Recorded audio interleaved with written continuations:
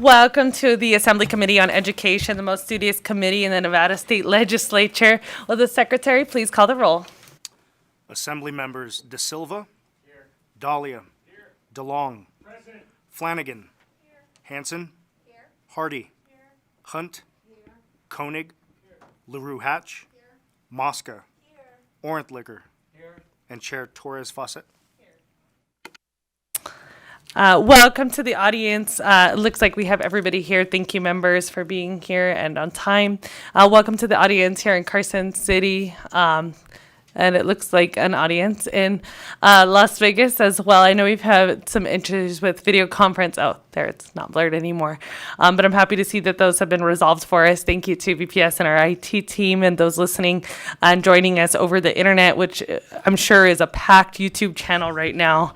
People can't wait to hear all the presentations we have. Before we begin, let's go ahead and go over a couple housekeeping items.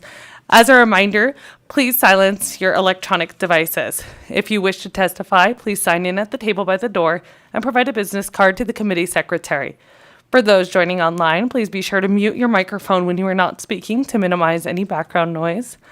When testifying, please turn on the microphone and clearly state your name, spell your name, and state your affiliation, if any, for the record. Then turn the microphone off each time you are done speaking. Handouts should be provided to the committee staff. We expect courtesy and respect in our interactions during the meeting, even if we do not agree with one another's position.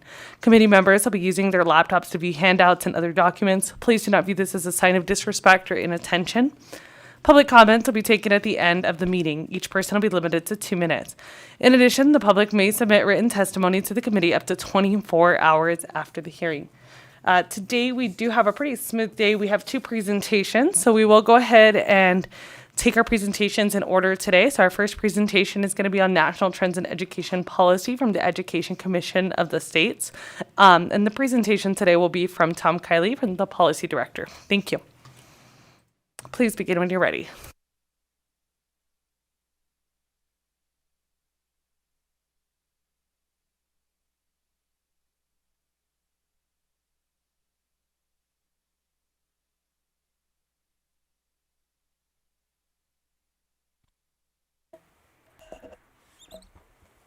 Good afternoon, Chair Torres Fawcett. Apologies. My name is Gabriela Rodriguez. I will be joining my colleague Tom Kiley in presenting today.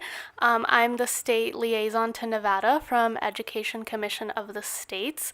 I coordinate ECS services for state lawmakers in Nevada and ensure that they all remain connected to our services and support throughout the year. And so before Tom provides the presentation on the trending topics, I just want to quickly share a little bit about Education Commission of the States for those who may not be familiar with our work. So Education Commission of the States, or ECS, is a nonpartisan national education policy research organization that was established in 1965 through the Compact for Education, which was a piece of legislation that was enacted in all 50 states, Washington, D.C., and the U.S. territories. The compact declared the states' commitments to collaborate and share ideas as they navigated policy challenges related to education, and it highlighted the need for an organization to support that collaboration and connect state policymakers in creating effective education policies. Our team provides personalized services to education leaders. We provide factual information, and our expertise spans across the spectrum from early childhood education to post-secondary education and the workforce. And we are also unique in that we serve all education leaders, including governors, chief state school officers, state higher education executive officers, state board members, and legislators like yourselves. And so we do this in a variety of ways. We have 4 pillars to our services and support. We have an amazing team of policy researchers that reviews every single piece of introduced education-related legislation around the country and maintains a database on our websites with summaries of those enacted legislations.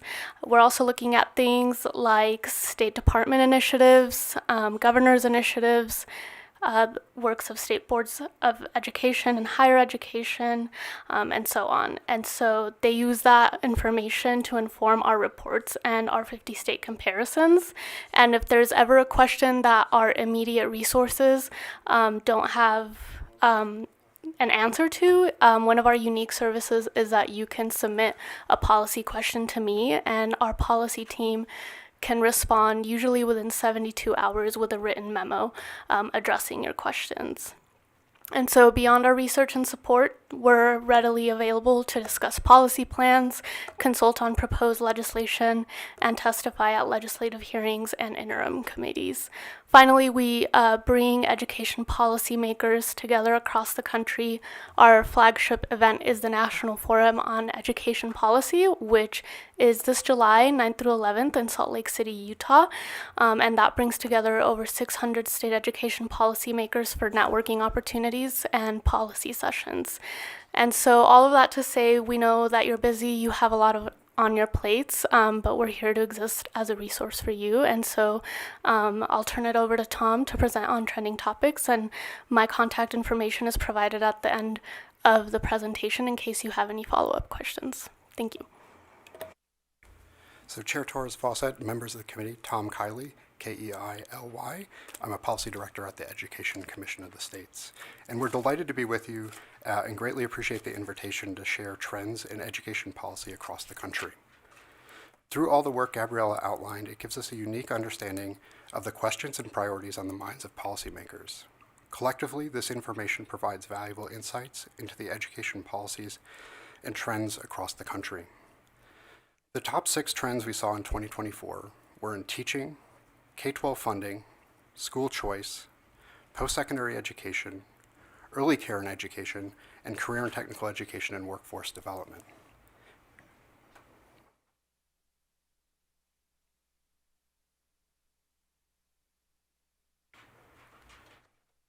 So as legislators work to strengthen the teacher pipeline, we've seen policies that address these 3 components. First, paid pathways. We've seen growth in Grow Your Own programs and teacher residency and apprenticeship programs across the country. Additionally, we've seen an increase in stipends or means of compensation for student teachers. States have also addressed topics related to holistic staffing. They focused on legislation to address teacher working conditions. They've also sought ways to support teacher preparation, and they've focused on providing teachers with professional development, especially in early literacy. An additional focus has been on removing licensure-related barriers to entering the profession and ensuring that licensure supports teacher quality. As a means to increase the number of qualified teachers in specific subject areas, states have addressed licensure for specific teaching roles such as career and technical education teachers and special education teachers.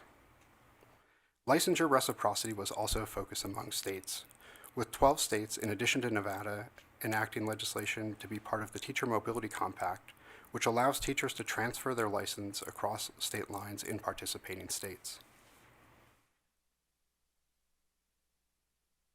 So as it relates to K-12 funding, there were a few key areas of focus.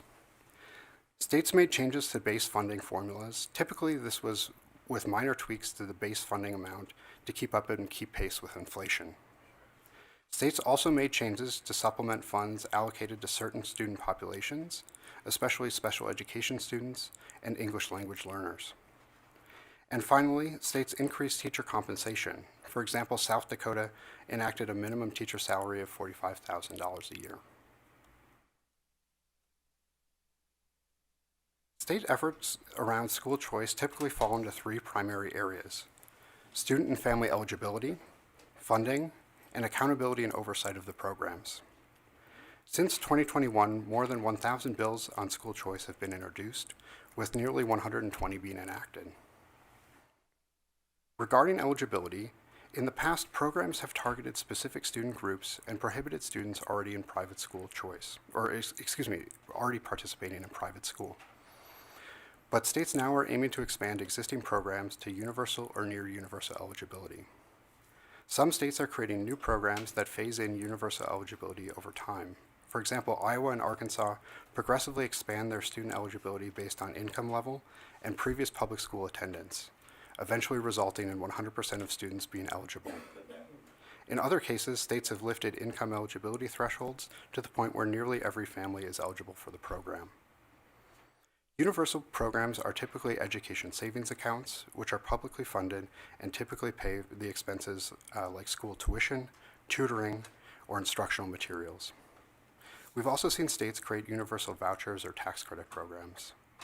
Overall, there are currently 12 states with universal programs and another 2 that are near universal. Regarding eligibility, in the past, programs often targeted, moving on to funding. We already covered eligibility. Regarding funding, we've seen demand exceed estimated levels in multiple states. Universal programs sometimes can strain funding limits. For example, Arizona's program, which is considered one of the more expansive in the country, resulted in a budget commitment of nearly $700 million in 2023-24, with roughly $300 million in new funding for that program. To contain the scale of the program, some state leaders have capped program participation by appropriation or by setting limits in state statute. Oklahoma's program caps its tax credit at $250 million, and Utah just increased their cap to around $80 million. Another approach is taking tiers based on income that provide diminishing amounts of funding for the higher the income of the family. States that limit program budgets have also moved to prioritize specific groups of students. And lastly, regarding accountability and oversight, states have approached these topics in a variety of ways. For education savings account laws, they permit administrators and agencies to audit individual accounts to ensure the proper use of funds. In some states, parents must report academic progress to the state. For example, in Utah, students must submit a portfolio documenting academic progress annually. And in Florida, students must reach a certain attendance threshold to keep participating in the program. School-level accountability provisions address schools' eligibility to accept the voucher student on the front end, and they provide oversight of schools with voucher students on the back end. Turning our attention to post-secondary education trends, in 2024 session, we saw the most bills in post-secondary funding and affordability. States continue to address high-demand workforce fields by offering specific groups financial aid and support for pathways in high-demand fields, such as teaching and healthcare. Several states considered bills around various admissions policies. In particular, states examined the use of legacy admissions based on family relationships and proposed changes to direct or automatic admissions programs. We also saw several states look at creating funding systems that incentivize success. There was a mix of bills that addressed altering current policies and creating new processes for distributing funds to post-secondary institutions. We have seen 3 trends and emerging themes nationwide on early care and education. ECE infrastructure is still rebounding from the effects of the COVID-19 pandemic. States are stepping up to help sustain both ECE workforce and the providers that employ them. States have incentivized workforce entry by improving compensation and creating better career pathways for current and potential ECE workers. They have also removed barriers for providers, provided grants and subsidies, and supported quality improvements. Several states have been working to increase access to early care and education programs and services. States have done this by resetting subsidy and reimbursement rates, reforming zoning regulations that can increase the cost of childcare, and studying their state's unique context to make improvements and efficiencies. There's also momentum to change how early reading is taught, with many states enacting legislation that requires early reading instruction to focus on evidence-based practices. Strategies include requiring school districts to adopt curriculum aligned with the science of reading, and requiring departments to develop guidelines to integrate these principles into teacher preparation. We've also tracked 9 states that have enacted comprehensive legislation aimed to support early numeracy development. This included training and professional development, coaching, curricular materials, and interventions. And lastly, we've seen 3 trends related to career and technical education and workforce development. As part of an ongoing trend, states enacted legislation that alleviates student debt for those entering specific fields and occupations. The focus is often on high-demand fields within the workforce at the state or regional level. Many states considered or passed legislation focused on supporting pathways that incorporate work-based learning with CTE and classroom instruction at the secondary and post-secondary level. States also supported and implemented policies related to work-based learning that require partnerships across agencies and industry partners to support access to work-based learning and pathways to future education and careers. And lastly, states have provided funds to support new and existing programs to increase CTE and career-connected learning pathways. Often there's an emphasis on increasing participation and prioritizing funding for the education and training in specific industries within the state identified as being in high demand. We're also seeing activity related to the emergence of AI in schools, post-secondary affordability, and student health and wellness. Technology and how it affects students' ability to learn in schools has been a common trend for years. But with technology developing more rapidly and the emergence of AI in school settings, states have been monitoring the emergence closely and continue to discuss the possible health and learning implications it may have on students. We've also seen a recent uptick in states banning cell phone use in schools. States have continued to invest in grant initiatives and programs that can make post-secondary options affordable and accessible to all students. And lastly, student health and wellness continues to be a consistent trend in education, especially as schools continue to face issues with chronic absenteeism. I want to thank you again for the opportunity to join you to share this information on trends in education policy. We've covered a lot of material in a short period of time, and we'd welcome questions at the chair's discretion. Thank you, and thank you for the presentation. Members, any questions? Assemblymember LaRue-Hatch. Thank you, Chair. Thank you so much for that. My interest was piqued by the AI. We had a discussion just a couple days ago in this committee about AI being used to determine our funding here in Nevada. And I just wondered if there were any other states in the nation that are using AI, of which, of course, machine learning is a part, to allocate funding to students in their state. Tom Kiley, to the Assembly member's question, we have not, but we'd be happy to look into that to see if there's other states that are doing that. Thank you. Assemblymember Mosca. Thank you, Chair, and thank you for coming today in this presentation. I'm always really interested in post-secondary, and I appreciate the slide about the post-secondary trends, knowing that the Higher Education Act has not been reauthorized for a long time. But just want to know, we just redid our formula here, but do you see in other states that they've also looked at optimal funding of what the state source should be, or what are we seeing in trends of other than outcomes-based funding when it comes to states who are relooking to do their formulas? Tom Kiley, to the Assembly member's question, I think we've seen a focus on outcomes-based funding as mentioned, but I think in the formula base, we've seen different priorities of what costs are for institutions and different types of institutions within the state, and making some differentiation of different costs for different types of institutions is a trend that we've seen in that space.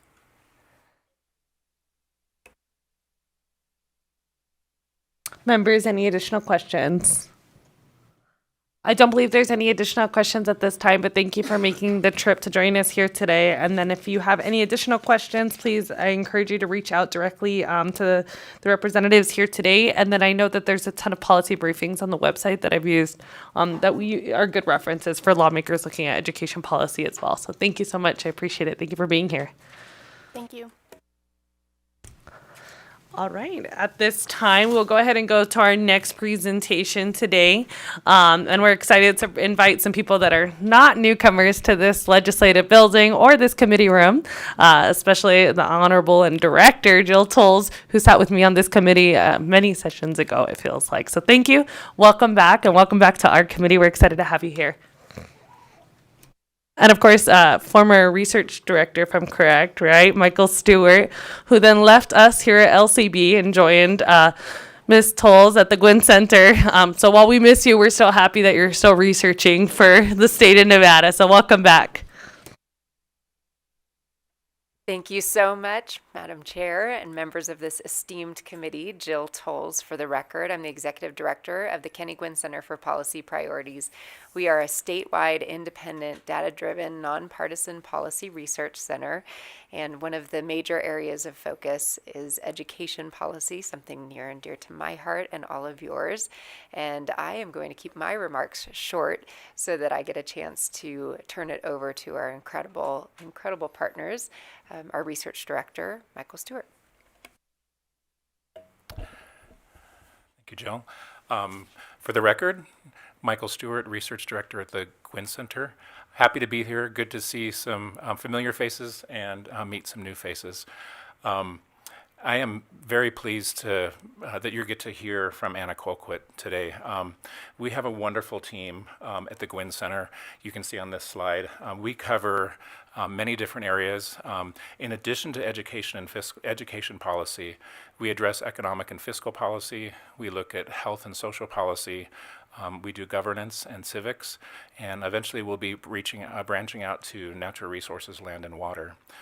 We have in the audience some of our members, some of our team as well. Piran Takis is our Director of Health and Social Policy. Mark Comproduct is our Interim Director of Economic and Fiscal Policy. And we have, I noticed our partners have come in. We have former and current interns. And so we're really excited about just the relationships that we have and our wonderful team. And we certainly couldn't do it without our research partners as well. So the one great thing about the Gwynn Center as a statewide organization is we get to partner with academic faculty throughout the state at UNLV, at UNR. And you can see that list there. That's just kind of a partial list of folks we've been working closely with. As you can see, it's statewide and very, very diverse and very experienced folks working with us today. So I'll let Anna maybe do the education policy team, but before she does, I need to brag on her because I'm not sure you will do so as much, but we are so fortunate to have Anna Colquitt. She has bookends to her name, Dr. Anna Colquitt, Esquire, so she has dual competencies. She has a PhD in educational psychology and as well as a law degree from Boyd School of Law. So she brings that sort of dual competency approach to policy, which is just wonderful, and we really value that. So Anna, I'll kick it off to you, and thank you. Thank you. Anna Colquitt, for the record. Thank you so much for this opportunity to present our research. We're so excited about what we were able to accomplish over the past interim, and really the impact of our work is being able to share it and have it in your hands. So thank you for this opportunity. Before I get into our actual research, I first want to introduce our education policy research team. So as Mike and Jill both noted, we have the great honor of working with our NSHE institutions to have this really robust, incredible research team. And before I get into our partners, I want to introduce Todd Butterworth, who I'm sure you're all very familiar with. He is joining us via Zoom.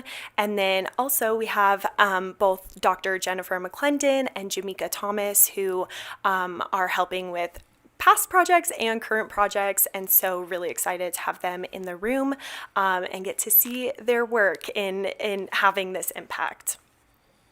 So as I shared over the past interim, we've completed 6 research reports and briefs, and I'll be sharing an overview of each of them, and then I'll go in depth on our last 2 or our most recent 2 publications, which was on early childhood and the pupil-centered funding plan. And I have to say this timing was fantastic because the Education Commission of the States gave us this really nice national overview, and we have a great Nevada overview on almost all of those topics. So I think it aligns perfectly, and I'm hoping to kind of fill some of those Nevada specific logistics in. So first is our report on out-of-school youth. The goal of this research was to look at both kind of the dual perspectives of students and then service providers to find out why students are dropping out of school and then what service providers are doing to re-engage these youth and help kind of bridge those gaps to provide those services to re-engage them. This research, one of the biggest findings is that the reasons that students drop out of school, there are so many factors, and it is very contextual for the student, and meeting the individual needs of the students is being addressed by these service providers in different ways. But one policy recommendation that came out of this is that knowing that these factors are so diverse, making sure that there are staggered business hours and all of these things that help provide the resources to the students that need them most. Next is national rankings, and this is a really fun one because Todd Butterworth authored this, who is joining us via Zoom. But one of the biggest findings of this research is that ultimately what is happening on these national rankings that we all are looking at going, why are we always at the bottom of every single list? What is happening is that when we are making these apples to oranges comparisons, when we are comparing our metrics that might be calculated at a different time than everybody else, that might be taking our entire population of students, whereas other states are calculating those metrics for just a certain population of high-performing students, when those are drawn together and we are making comparisons based on apples to oranges, we aren't accurately gauging where Nevada is in academic placements. And ultimately, I think the fear with that is that we'd make decisions based on those national rankings that may not accurately represent where the deficits are in education, or we could be allocating funds to areas that we're actually doing really well and just need the momentum to keep going. But by then pouring resource into them that don't maybe need it, we aren't correctly or maybe most efficiently allocating our resources. And so the goal with this is not to say Nevada is actually number one in every area and these are just completely incorrect. It is to say, hey, what could we do to create a Nevada rubric or scorecard so that we could know how Nevada is actually comparing to states that are placed in similar metrics that we would like to use for our scorecard. We produced a brief on competency-based education, which is a very short kind of explainer explaining what is competency-based education, how is it being addressed in other states, how is it being utilized here, what are the legislative initiatives that have been taken for competency-based education, and then thinking moving forward what still needs to be done to take this to where I think the goal is for competency-based education, and that really involves a greater understanding and kind of a shared vision for what that would look like, an understanding of what that would look like within a classroom, and then what those metrics would be so that we are ensuring that those competencies, that goes into the competency-based education, is consistent amongst those who are involved in competency-based education. Workforce Ready is a report that we put out that looks at CTE programs in Nevada, matches that with the highest employed industries, and looks at the standards associated with these CTE programs and the highest enrolled CTE programs in the state to see what is the alignment between the standards of CTE programs, so those workforce readiness standards, and then what employers in the highest employed industries are saying that they need from those that they are hiring. And so it's seeing, is there alignment between what we are teaching in the classroom in these CTE programs and what employers in Nevada are saying that they need? And what we found is there is great alignment with CTE standards and workforce needs. The only major skill that was requested in the workforce, and there are no competencies that align with this skill, is emotional intelligence. But greater than this, what came out of the policy recommendations is thinking about our CTE population is a very small population of students in Nevada. They are the only ones that have these workforce readiness competencies. So thinking about, if we have this foundation of workforce readiness competencies that involve skills such as communication, teamwork, all of our durable skills that we are considering critical for the workforce, how can we broaden that so that every student has access to learning and developing those competencies outside of just students that choose to participate in CTE programs? So now we're going to get in a little bit more detail for these final two reports. The first is on early childhood systems. And so we were teed up perfectly for this presentation. So this report was published in October, and the goal of this research was to look at what does the landscape of early childhood systems look like in Nevada from a governance perspective. This is why we completed the research. There are over 60 entities involved in the early childhood space just in Nevada. They operate under 26 chapters of the NRS and are financed through 40 separate state budget accounts.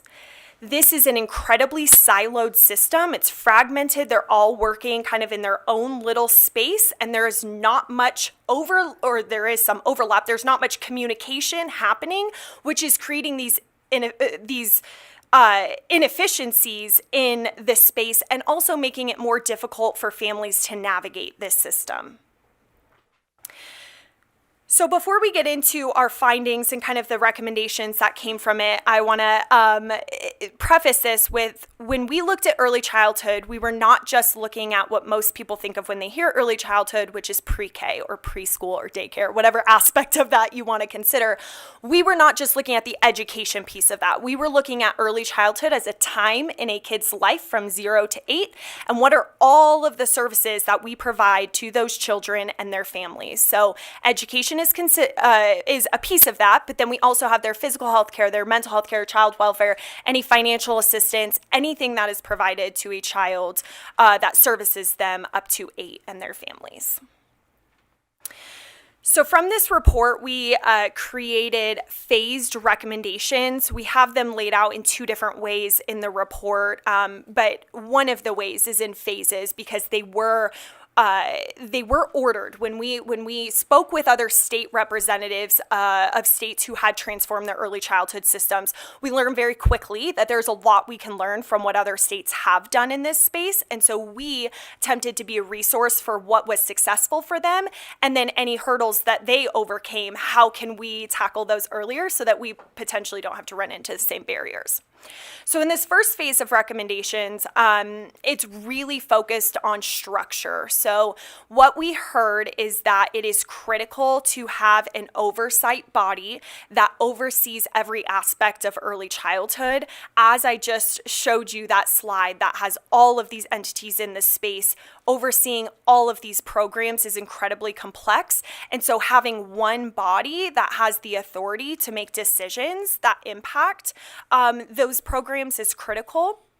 We proposed, based on conversations that we had with other states, that this is a temporary office because ultimately what should happen with this office is that there would be structure based on convenings that gather the right group of stakeholders to understand what actually needs to be done. The structure would be created and it would be sustained through that structure. In addition to this, it's really having conversations, ensuring that we are hearing the voices of both those doing on the ground work and those making the decisions to ensure that that communication is happening in dual ways, and those that are making the decisions are making them based on the needs of the community that they're representing. The second phase of recommendations is kind of the logistics phase, is how I like to think of it. It is looking at things like, how could we look at cost-based models? How can we have a more robust integrated data system so that we know what's happening from birth through the workforce and understand those aspects that are critical for all stages of development. And then thinking of no wrong door approaches or universal applications to ensure that families aren't having to know all 60 of these entities and access them individually, but having a place where they can gain access to all of them in a single door or pathway. Then thinking of workforce development, we have some great models that we present. Kentucky is one of them that have done fantastic things in the workforce development space to create a diverse and qualified workforce in the early childhood space. And then that family engagement piece is huge. And when we talk about communication, this is where it's critical that we are hearing the voices of those that are impacted by these services and really understanding what do they need and how can we provide that. The final phase is continuous improvement. It's making sure that we are continually reevaluating things and looking at how can we continue to improve the services we're providing to our children and their families. So next is school funding, which is a fun one. So let's dive in. So the People-Centered Funding Plan, we produced this report, was published in October, and it was in collaboration with the Nevada Department of Education, and produced some, I think, incredibly helpful policy recommendations as well as findings. So excited to share those with you. As an overview, I think it's important that I'm sure we're all very familiar with what the PCFP is and how it actually looks at the student level. But just to kind of create that foundation, the way that I like to explain it is that every student across the state receives this, what is basically $9,000, $8,966. Every student across the state receives that. I want to note here that there is an adjusted base for a lot of our schools to account for, especially in our rurals, to account for the added costs that are associated with being in a rural district. But for simplicity, we are just going to say that it's $9,000 for every student across the state. If a student is an English learner, if they are at risk of not graduating, or if they are a gifted and talented education, so a GATE student, they receive a set weight that's in addition to that $9,000 base amount. We have also included special education, although it is technically not one of those three weighted categories. We considered it amongst the three weights because if a student qualifies for special education services and receives those, they are not eligible to receive any of the other weighted categories. So for that reason, we considered it with the weights, but it is cost-based rather than a set weight like the other three categories. I also want to note on here that all of these numbers that we utilized in this report are based on allocated funds. So these are the funds that the state allocates for the district based on the per pupil numbers. From that point, the districts outside of CCSD are responsible for distributing those funds to the schools. I also want to note here one last little disclaimer that the data that was available to us was prior to the recent definition change for the at-risk funding. So the numbers that we use are all based on the free and reduced lunch definition. Now, which I'll touch on this a little bit because we had a question about the AI use of Infinite Campus Grad Score. So I'll touch on that a little bit in the next slide, but I do just want to note that all of the data that we use in this research was based on that prior definition. So I just want to note a couple of interesting findings that we discovered through this research. First, I want to note for GATE funds, this is the district allocation of the funds, the percentage of students that qualify for the funding in each category. And one thing that we found with GATE funding, when talking with district administrators and principals, we discovered that many rural districts have GATE programs, but they are not state accredited GATE programs because of the administrative burden.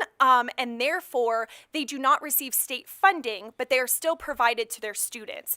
And so when you see a very small population of GATE students at a lot of our rural schools, that explains kind of why those numbers are so low in rural districts.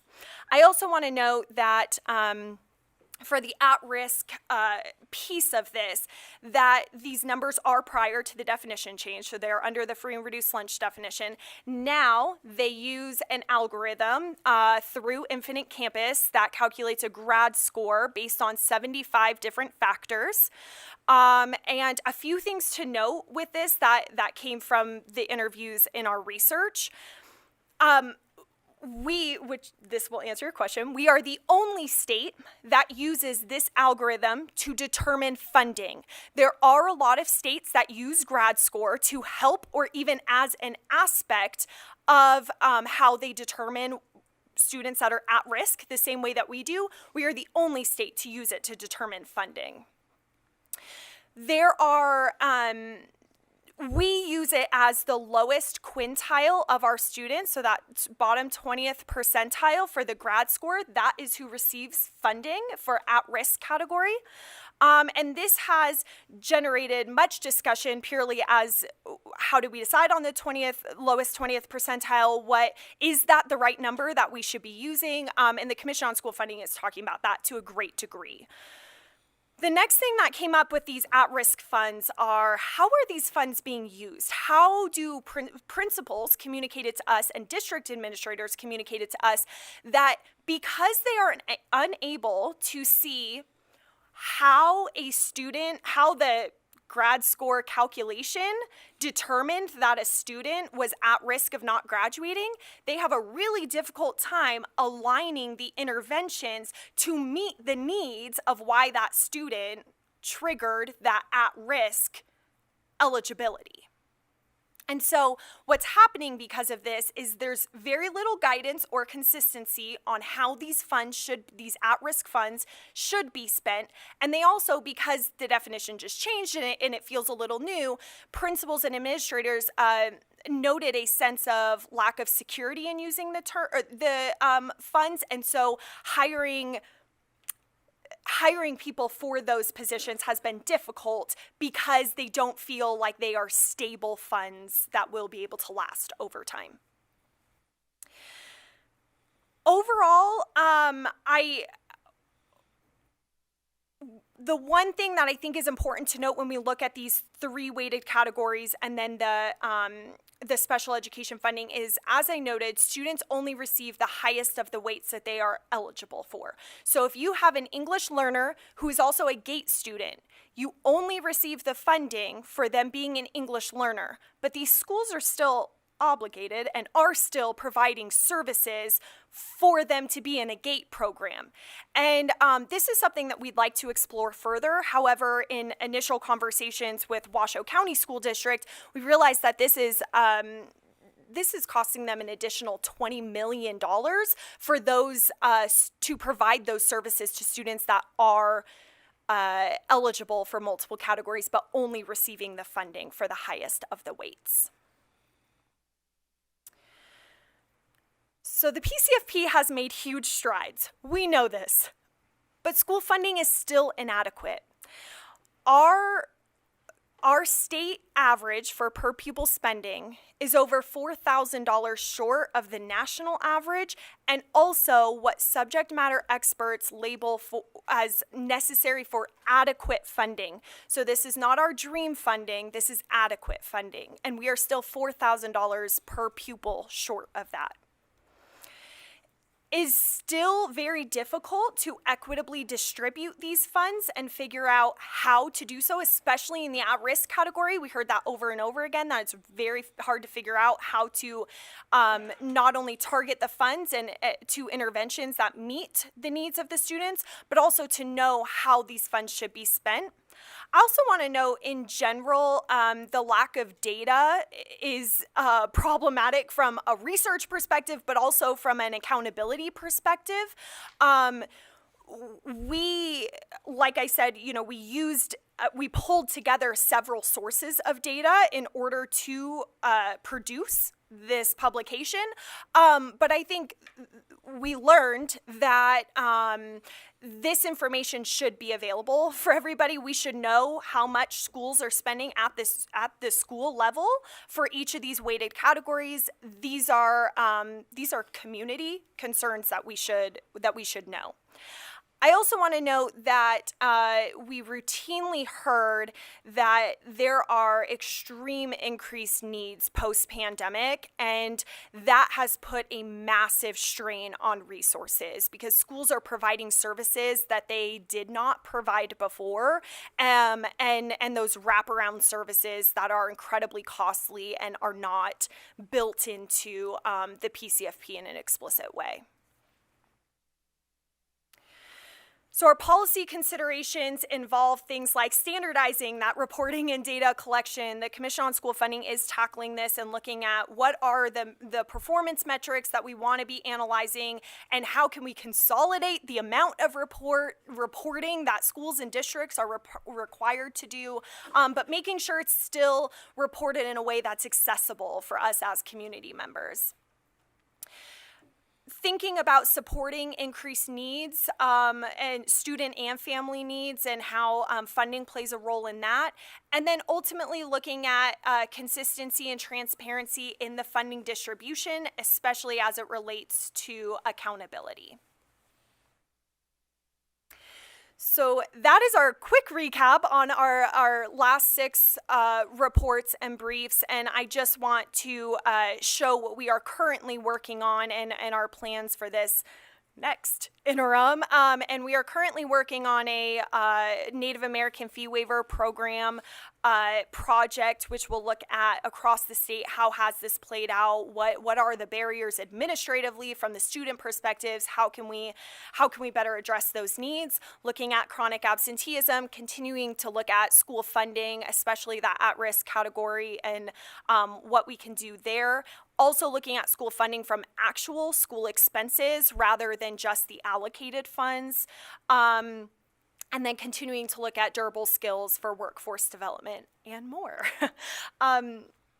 So thank you so much for the opportunity to share our work. My information is on here. I'm also available now to answer any questions that you may have. Thank you, Dr. Colquitt, for the presentation and for all the information. I actually had my SSA print out all of the reports. And so as you can see, you need a very large binder to fit all the information that's available from the Gwynn Center and all the resources that you and your teams collectively have put together so that we can help guide and inform policy here in the state of Nevada. At this time, I want to open it up for questions from members. I'm going to start first with Assemblymember Mosca, and then I'll go to Assemblymember Hansen. Thank you so much. This is such helpful information, and we really appreciate all that you do. I'll just start us off where we are at the PCFP. Last week, we heard from Chair Hobbs on everything that's happening over there, and would love to just get your take, or have you all researched on the side of the adequacy and the optimal funding of how we could get there? Any thoughts on revenue generation or anything on that? We have not specifically studied that. Our research was really looking at PCFP implementation across the state and focused on how did it play out across the state. And also knowing that the commission was looking into that, we want to be a partner in this work and build off of the work that they are doing, but have not tackled that. Thank you, and I understand, but I appreciate that. And this, my last question is really, especially because you're talking about durable skills and everything in the reports, what is the integration with the Nevada of a Portrait Yes. Portrait of a Learner that we heard also by NDE last presentation? Thank you. I'm so glad you brought this up because I love talking about the Portrait of a Learner. Any opportunity I get. I'm sorry, yes, Anna Colquitt for the record. Thank you. So one of our recommendations involves looking at the Portrait of a Learner, ensuring that our competencies align with the competencies addressed by the portrait, and it serves as a perfect foundation for thinking about what skills do we want students to leave the classroom with, and then going backwards from there, how can we then address learning to ensure that those competencies are being learned within the classroom or developed. Thank you. Assemblymember Hansen. Thank you, Chair, and thank you all for being here. It's always good to see you and appreciate the research. If I could, I have 2 areas of the slides that I wanted to address, if that's okay, Chair. I'm glad to see that some of your future research is going to include looking into chronic absenteeism. We had a presentation from the superintendents across the state. I had a conversation afterwards with 5 of the 6 superintendents that are in my district, and wanting to see if it's not, well, hopefully it's being done, and if, I don't know if you would take this into consideration as you're looking at the numbers. 3 factors that were important that they mentioned were, because my question at that hearing was, or presentation was, so we have 26% absenteeism in Nevada. But do we parse those out? There are kids who are high-performing kids that are taking 18 days or more, okay? But they're doing well. They're on the honor roll. They graduate with the Millennial Scholarship. So, but they're being counted in the chronic absenteeism. So, is there a way for us to find out? And this was from the superintendents. They have kids, especially in the smaller districts, where a chronically ill student will really pull their numbers down. For instance, in Eureka County, where there's not a huge population, a couple of students, 3 that are have a chronic illness, will pull their numbers down. The other one was there's some rural distance issues. There might be a weather-related issue. It's a delayed start. Well, these kids are on a bus for an hour and a half. By the time you delay and then they're going, they're saying, we're out. Mom and dad say, you're home. We're not doing that. And then is there a way for us to pull the number of those, that chronic absent number? How many are actually graduating? So they graduated even though they were chronically absent. So I know it was an important issue that it not just be lumped, and that maybe we need more categories to say this is, these kids are absent because they are not interested in school whatsoever, and these students are absent. So I don't know if that's a huge ask, but I wanted to pass that on from my hardworking superintendents. Then the second one, thank you for the indulgence, Chair, is on your slide. I think it was. Sure. Do you want them to respond first? Well, that and then would we be a can good go to the idea, second. just chatty Kathy. No problem. I'm sorry. I was like, they look ready. Anna Colquitt for the record. I so appreciate this question and idea because my first thought is, do we have the data? And if we do, we'd love to study it. But what I think would come from it is this further point of needing to standardize the data and ensuring that we have comprehensive data and a way to access it. Because if we do, that would, parsing out the reasons for being chronically absent would be fantastic. I also want to bring up that I know in our research with chronic absenteeism, at least where we're at with it right now, something that's coming up again and again, even though chronically absences take into account unexcused and excused, but that there is a lot of conversations about excused absences and kind of the biases that can be introduced there, just the easy opportunity to not create fairness with what is excused or unexcused amongst students. So I think that is one place that has come up that I wonder how that would play a role in parsing out, the differences in chronically absent students, but especially in terms of the graduation rates. I think that is absolutely something we should be able to capture, but that necessitates an integrated data system that would track a student for that full time. And from a statewide perspective, there are promising options for that, such as the Empower system, but right now that is not, I don't believe, a capability of the system. But that might be something that the state, at the state level that they're tracking. I have a quick follow-up, if you don't mind, and then I'll go back to you, Assemblymember Hansen. Can you talk a little bit more about what that type of integrated data system would look like here in Nevada, and what we need essentially to capture that data?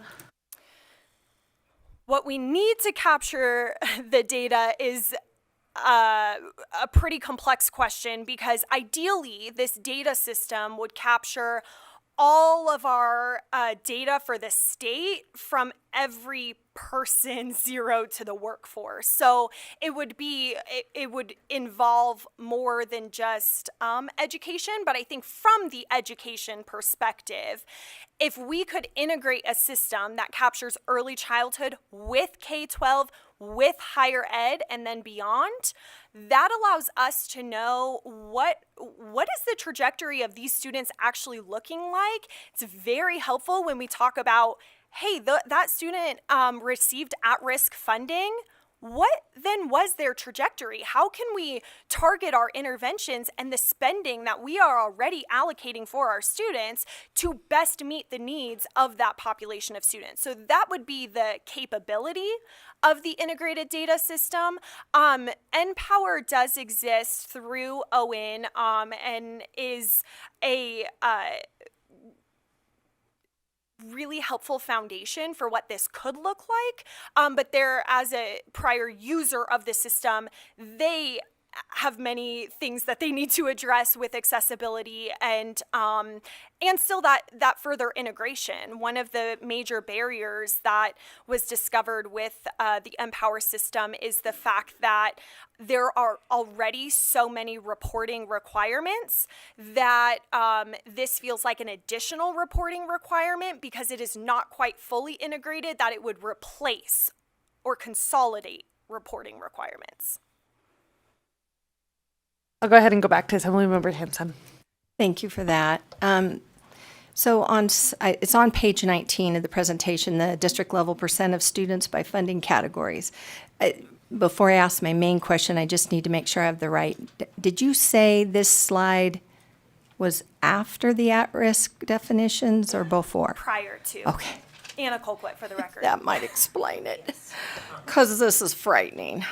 So as I'm looking at Clark County, it looks like 25% of kids have been categorized as at risk. So, and that they have maybe lower special ed needs than even really, a lot of the other counties. So I'm taking from this that we're going to have a new way of classifying an at-risk student, and that hasn't, I know that you're doing studies and you can't speak for the districts, or the state.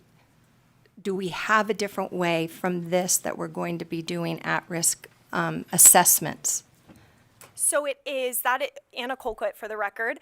I appreciate this question. I first want to touch on the special ed piece that you mentioned, because special education was the most evenly distributed category amongst all of them across the districts. But in terms of the at-risk funding, the new definition that schools are operating, or state is operating under right now, is that 75-factor algorithm through Infinite Campus to calculate this grad score, and then taking the bottom 20th percentile to determine the at-risk funding. And so our data does not capture that. However, in the conversations that we had with districts and principals, they were already operating under the new definition. So we were able to get that qualitative data without having the quantitative yet. Assemblymember LaRue Hatch. Thank you, Chair, and thank you so much for all of these. As both a teacher and a historian, I love data about education. So my first question has to do with chronic absenteeism. I know that is a report to come, and I'm very excited about it. I just wonder, as we're having these conversations about CBE and seat time not mattering, and we are messaging that more and more, is that having an impact on students and families maybe not valuing it as much or not thinking it's important? And we all, I think, can agree on a fact: if you miss class, you miss on some learning, right? And so I just would be very interested, number one, to see if there's a connection there, and number two, the impact of chronic absenteeism, not just on graduation rates, but also on proficiency and skill level, because I think those are two different metrics that we should be looking at.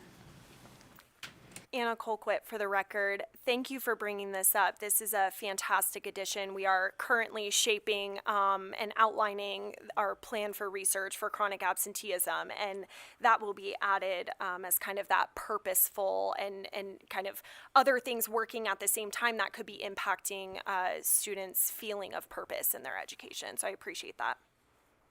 Thank you. And Chair, I had one more, if that's okay. Thank you. So my second question was on slide 8, when we're talking about rankings and we're talking about metrics for judging the success of what we're doing. I wondered if you could just go into a little more detail on what an ideal system would look like. Because I'm in the classroom and I know a lot of those reports, 0 people read. But we are filling out hours and hours of reports every day. So do you have suggestions on how we can streamline that so the teachers can focus on teaching and the community can know what we're actually doing in our schools? I would like to clarify this question, Anna Colquitt, for the record. Are you asking on streamlining reporting or on national rankings and kind of basing decisions on potentially these apples to oranges comparisons that we're making? I appreciate that because I confused them both. I actually was kind of asking about both. So do you have suggestions for what we should be looking at nationally that we can compare, but then also within state, do you have suggestions for how we can improve our reporting systems? Anna Colquitt for the record. I will address the second question first, and then I'm hoping that Todd is on Zoom and available to answer the first question. If not, I'm happy to as well, but this was his report, so I would love for him to answer this. For the second question, we have not studied that topic specifically on how should we condense reporting or consolidate or think of what is necessary reporting. What we have done, or before I say what I say we have done, I'll say the Commission on School Funding is looking at that, and they have a subgroup specifically looking at that topic. And so we've been following, their work pretty closely on it to see if there are gaps we could fill. What I will say is that from our perspective, what we have done is through competency-based education, through many of our reports, even school funding, challenged us to look at performance metrics and thinking about what are, from an accountability perspective, what are we thinking of as these important performance metrics that then we can link to funding or, achievement in a sense. What do we want to see from our students and how can we create the competencies that align with that? And that's where the portrait work comes in as well with that. And in that space, mostly what has come from that is an increase in durable skills and an increase in thinking about community factors. So what are all of these other factors that impact student success outside of those that we are tracking right now? Is Todd available? Yes, I do believe that Mr. Butterworth is available on Zoom. Wonderful. Todd, would you like to answer that first question? Thanks, Anna. I'm happy to jump in. For the record, this is Todd Butterworth with the Gwynn Center.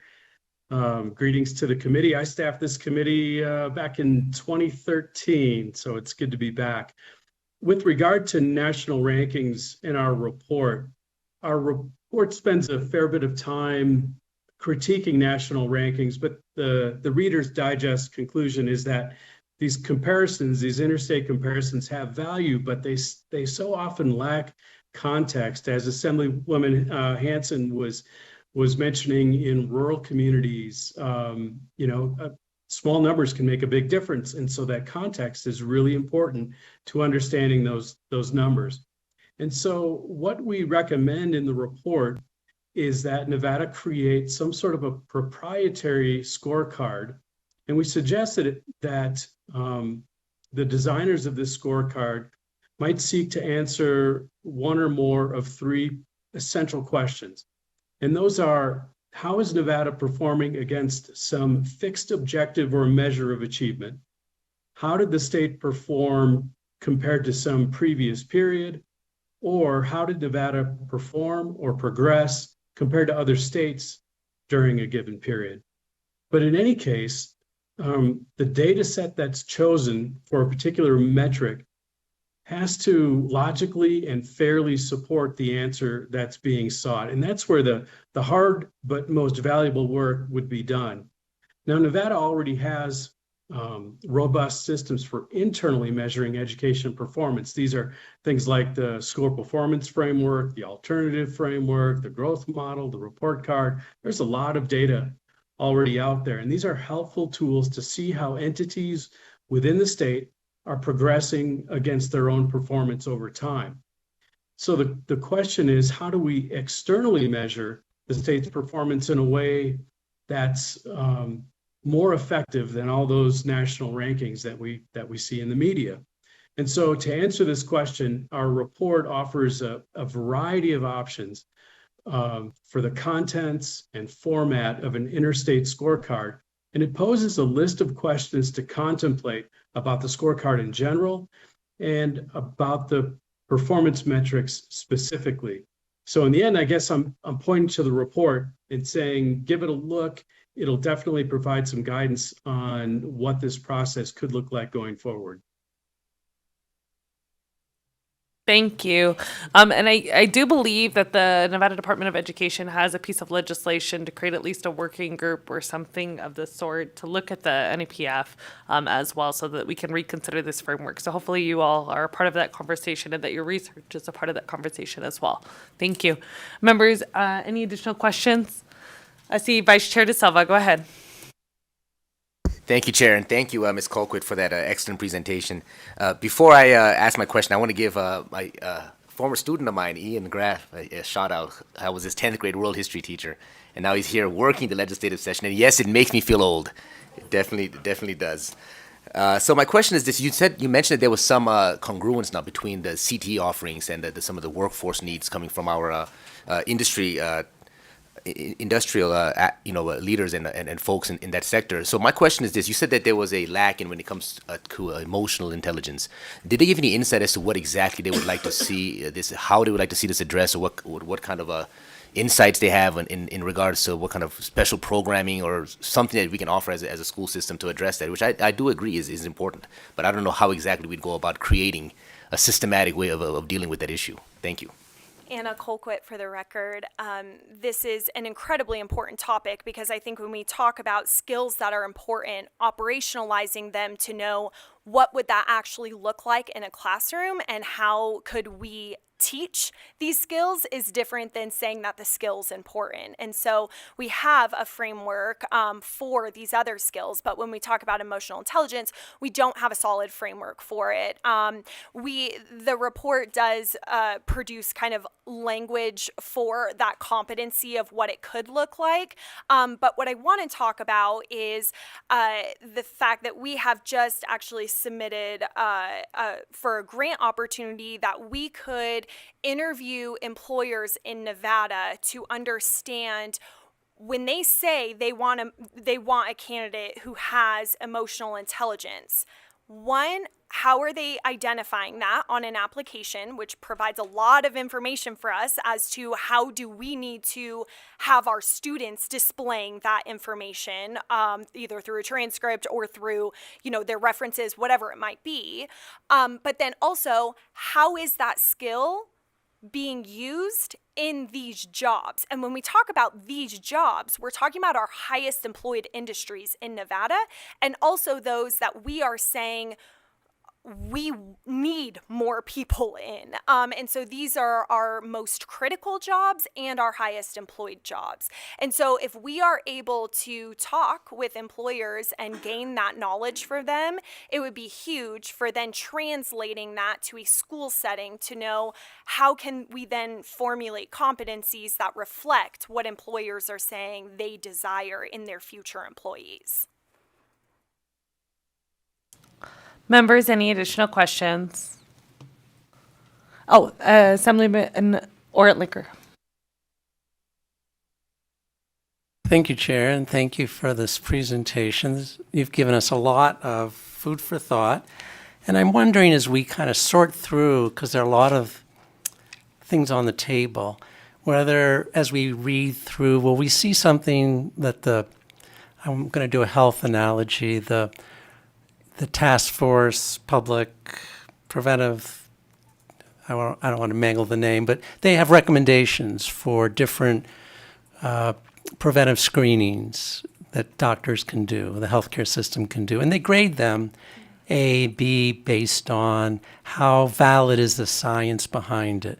So I'm wondering if you do that kind of thing, and then another kind of thing that would help us sort through is how much of an impact is this going to have a huge impact, or is this going to have in the margins? Do do that kind of ranking, so we can get a sense of where we should prioritize. Anna Colquitt for the record. I want to clarify and make sure that I'm understanding correctly that you're talking about all of our education recommendations or considerations that we have curated amongst all of our policy reports. You're saying to kind of condense those. So Jill, would you like to talk about the briefing book and kind of the goal with that? Sure, Jill Tolles for the record. So all of this research, I'll just say, is available online. It's free to the public and obviously to all of you. And then we do have a consolidated guide, the Nevada Briefing Book, that is going to be published online this week. This is a condensed version. It represents probably well over 500 to 600 pages worth of research from the 24 reports that the Gwynn Center conducted over the course of this interim alone. And in here is a cultivated list of the top key recommendations and key findings. And so you all will have a paper copy available before we leave the building and this week. And then there's going to be the online version. And then in response to some of the categorization, and I can pivot back to Dr. Colquitt. There are some of the reports that specifically take a phased approach, so a more nuanced approach of what would be the top priorities now versus in the mid-range versus the long-term implementation. And this isn't a question that you asked, but I'll go ahead and answer it anyway. And that is that we have in the briefing book a pretty lengthy description of our research methodology, which includes developing steering committees, stakeholder engagement from a broad variety, including subject matter experts who peer review all of our research. So hopefully that's a little bit helpful. Dr. Colquitt, do you want to add anything? Okay.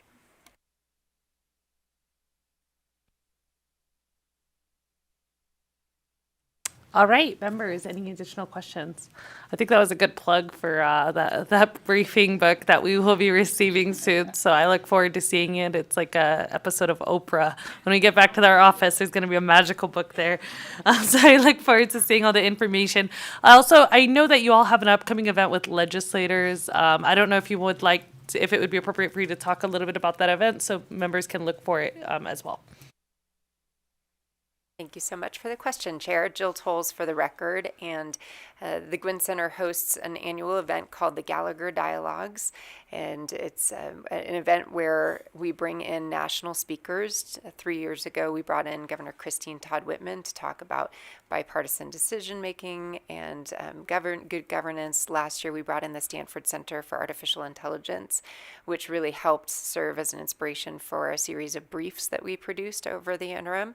And this year, we're bringing in the Center for Effective Lawmaking out of Vanderbilt and the University of Virginia, who have been studying the best practices of effective lawmakers at the congressional level going back 40 years. Most recently, they've turned their attention to state legislatures, and they're examining 11 different states. Nevada is one of them, and never been published, never been revealed research before. They're going to highlight some of their initial findings at an event that we're hosting at the Nevada Museum of Art in Reno on February 27th.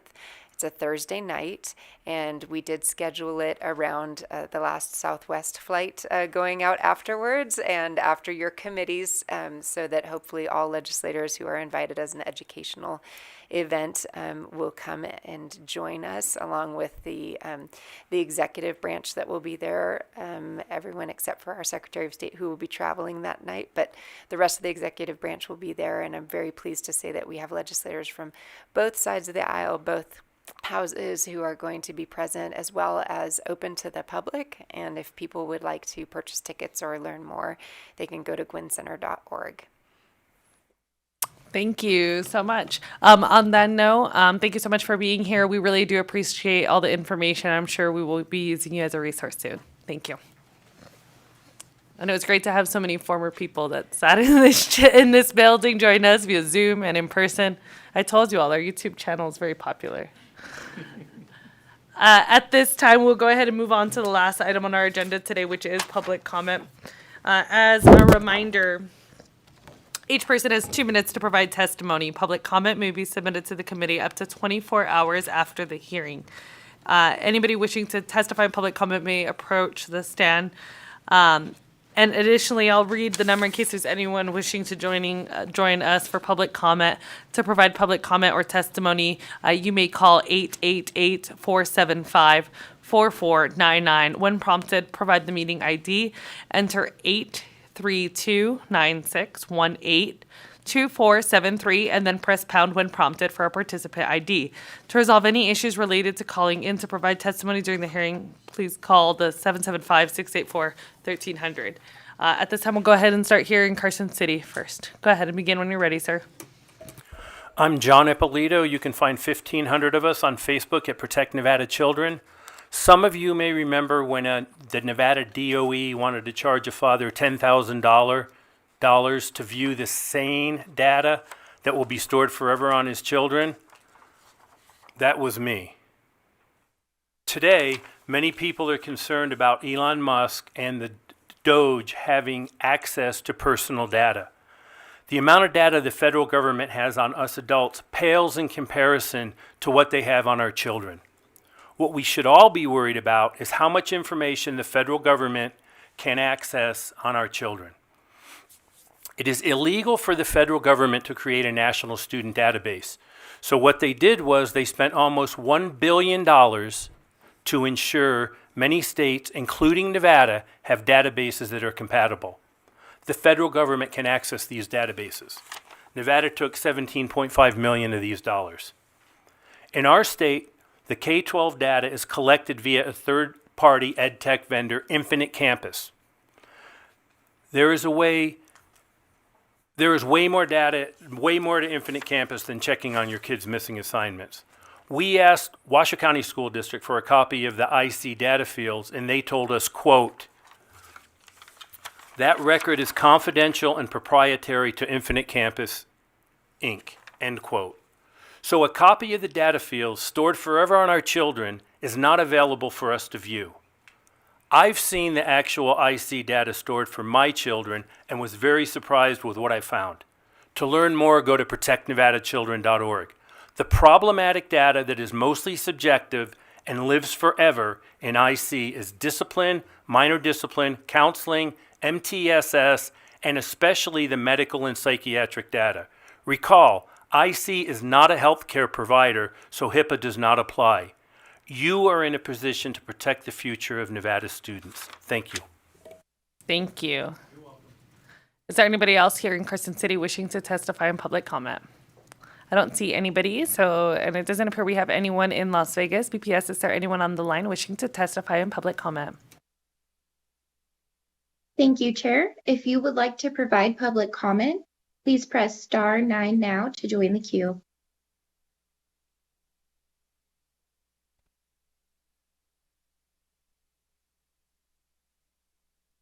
Chair, the public line is open and working, but we do not have any callers wishing to provide public comment at this time. Thank you. It appears our YouTube viewers are shy today. But at this time, I just want to remind committee members, we will continue to have presentations. We did update the agenda, and we removed the bill hearing. That does not mean that we don't intend to hear the bill at some point during this session. I just want to let people know that the Washoe County requested a little bit of additional time so they could work with stakeholders ahead of the hearing. So we are removing the bill presentation. We will be hearing from the UNLV College of Ed and the Washoe County School District presentation. With that, our meeting is adjourned. Thank you.